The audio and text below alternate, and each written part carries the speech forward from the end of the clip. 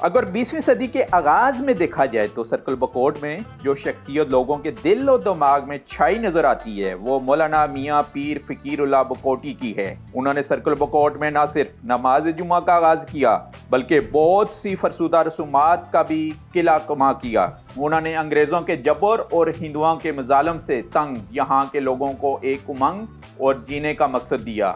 یہی وجہ ہے کہ ان کی وفات کے 1.5 صدی سے زیادہ عرصہ گزرنے کے بعد بھی اہلیان سرکل بکوٹ کی چوتھی نسل اس بات پر فخر کرتی دکھائی دیتی ہے کہ پیر بکوٹی ہمارے ہیں۔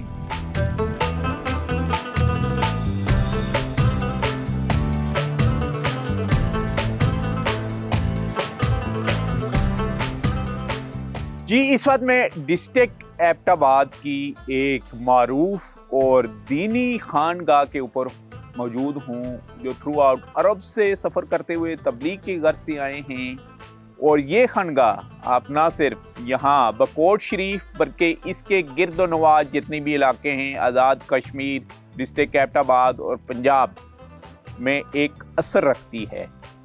دین کے حوالے سے جب ہم بات کرتے ہیں کہ جیسے تھرو آؤٹ میں آپ کو بتاتا آ رہا ہوں کہ ان پہاڑی علاقوں میں اور خاص کر کے خیبر پختونخوا میں جتنا بھی دین پھیلا ہے وہ اولیاء اکرام کی محنت سے پھیلا ہے، جو تبلیغ کی غرض سے مختلف جگہوں پر گئے اور ان کے ہاتھ پر بے شمار لوگوں نے بھی بیعت کر کے اسلام کے دائرے میں آئے ہیں۔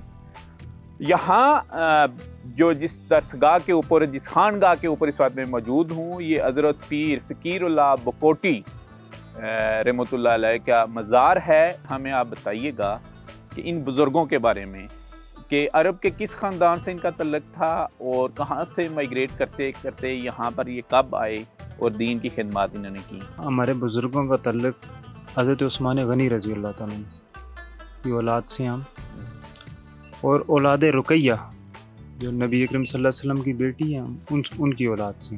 والد صاحب اکثر کہتے تاریخ کے بہت مطالعہ کرتے تھے، تو انہوں نے مجھے بتایا کہ ہمارے جو والدین ہیں وہ بیسک آئے ہیں افغانستان سے۔ اچھا، افغانستان سے پہلے گئے ہیں وہ سعودی عرب سے افغانستان آئے، افغانستان سے پھر کشمیر سری نگر گئے ہیں۔ اچھا، حضرت پیر فقیر اللہ بکوٹی رحمۃ اللہ علیہ، پیر مہر علی شاہ رحمۃ اللہ علیہ، اسی طرح پیر قاسم مولوی رحمۃ اللہ علیہ کے زمانے کے بزرگ ہیں۔ اچھا، یہاں پر آ کے پھر علاقے میں اسلام کی روشنی کا بھی آغاز ہوا اور کہا جا رہا ہے کہ دین کی طرف بھی لوگ راغب ہوئے، اس کا ذرا بتائیے گا۔ جی حضرت صاحب آئے تو انہوں نے پورے علاقے میں جمعے جاری کرائے۔ اچھا، یعنی بکوٹ اور اس کے گرد و نواح میں جمعے کا آغاز ان کے دور میں جی بکوٹ کشمیر سب علاقے 19ویں صدی میں۔ جی 19ویں صدی میں حضرت صاحب سے، تو پھر وہی ذریعہ بنا لوگوں کا پھر اصلاح کا۔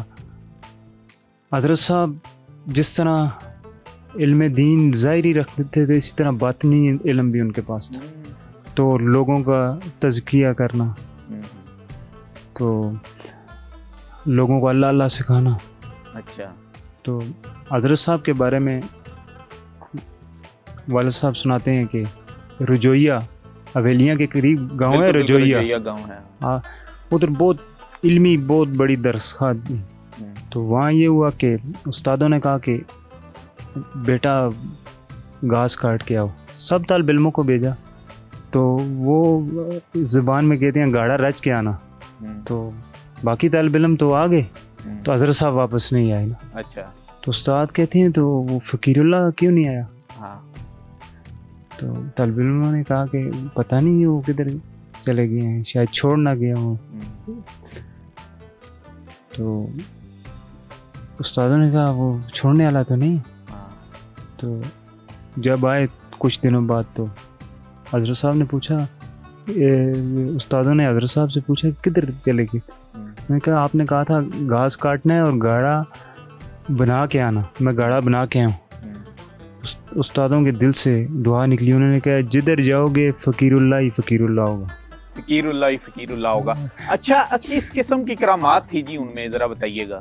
جی سب سے بڑی کرامت تو ان کی یہ تھی کہ وہ شریعت کے بہت پابند تھے۔ اچھا، تو جو آج تک ادھر قائم ہے یہ کام۔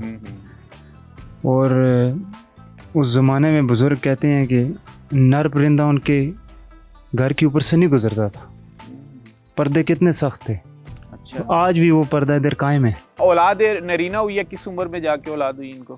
جی حضرت صاحب کی اولاد ہوئی ہے 115 سال کی عمر میں. اچھا. نا امید ہو گئے تھے نا.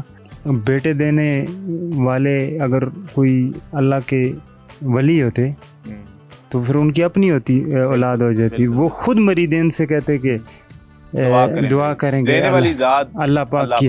لیکن ذریعہ بنتا ہے. نیک لوگ ہاتھ اٹھاتے ہیں تو کام ہو جاتا ہے. جنات کی بھی پاور ہے آپ کے پاس؟ ہمارے پاس جو جنات ہیں وہ ہم نے کوئی ان کو تابع نہیں کیا ہوا کہ جس طرح چلے کاٹ کے تابع کر لیتے ہیں. خود تابع ہو جاتے ہیں کیونکہ حضرت صاحب کے زمانے کے ادھر جنات ہیں. پھر وہ جاتے ہیں, وہ دوسری نسل آتی ہے, چلتے چلتے نیک جن ہیں الحمدللہ. ادھر جو لوگ آتے ہیں خواتین و حضرات جنات علیہ, تو جو خواتین ہوتی ہیں ان کے جنات ہماری خواتین نکالتی ہیں. جن پر حق ہیں جی جنات. اور یہ بندوں کے ساتھ جن لگ کیسے جاتے ہیں, اس کی کیا ریزن کیا ہوتی ہیں؟